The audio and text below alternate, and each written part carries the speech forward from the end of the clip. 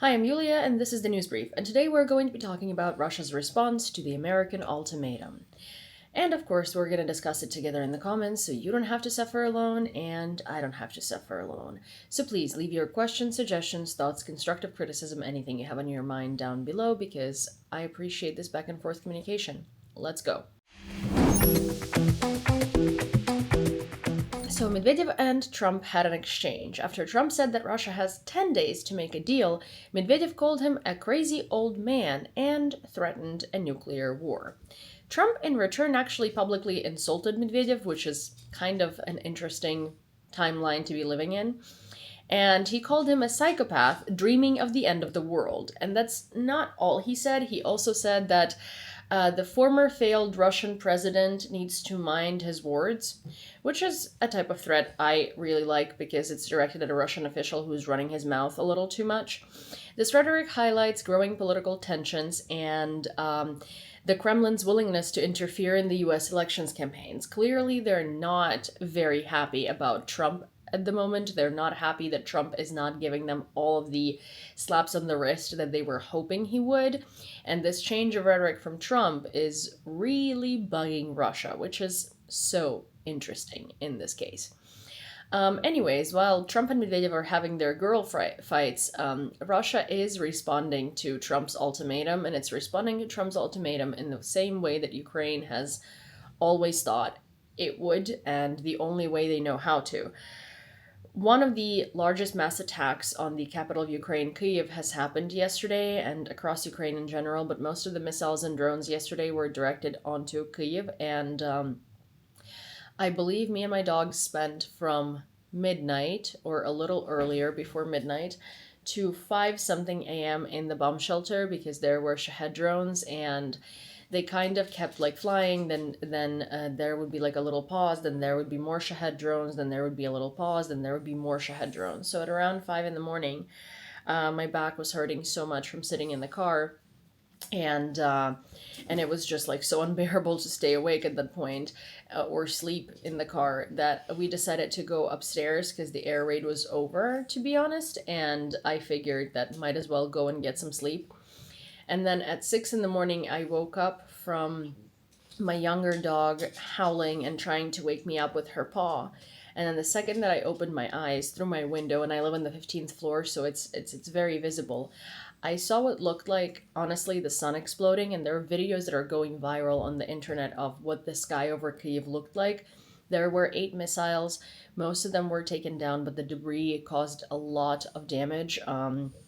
It did look like one of the missiles hit.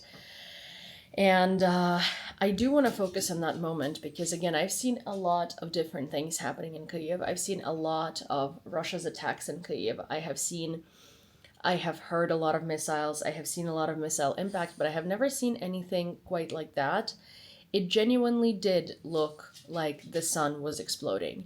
These were very bright orange flashes. I have never seen them that bright. I have never seen the sky go this crazy. The sound was absolutely nuts. And to be honest, because my dog reacted like that for the first time, I honestly thought this was the end. We did rush to the bathroom because obviously we didn't have time to run to the bomb shelter. We did rush to the bathroom, and thankfully it was over quite soon. But the thing that struck me as very unusual is normally OSINT channels in Ukraine will tell you that there has been a launch of these types of missiles, and it'll be like an hour or so before, or like 30 minutes before, right? And that prepare for them to enter Ukrainian airspace at around this time. And that didn't happen yesterday. I think OSINT channels were reporting on missiles entering Ukraine airspace as they were entering Ukraine's airspace. So all in all, there was around 2 to 6 minutes, depending on the missile, to actually react. And that was a very strange occurrence for me because, again, normally that is not the case, and normally we have quite a bit more of the forewarning. One of my friend's buildings actually suffered severe damage because one of the missiles was taken down over their building, and they have a 2-story underground garage, and they usually go to the lower story, and they still heard the sounds, and a door was blown out in the underground garage, which is quite wild. A lot of a lot of windows were blown out in their apartment building, and also they're getting married this Saturday, and some damage happened to their apartment. Not much, but still. So it's horrendous timing. I'm gonna give you a little bit of humor to sort of dilute the mood, right? But someone asked me on one of my social medias, what do I want for my birthday this year, which is coming up on August 7th. And I joked, but I'm not necessarily joking anymore, that I wish there was a parking spot that I could rent in my garage, an extra parking spot, and I can put a massive mattress with a canopy there for privacy so that I can sleep comfortably through nights like this. Like, I wish I could have like a little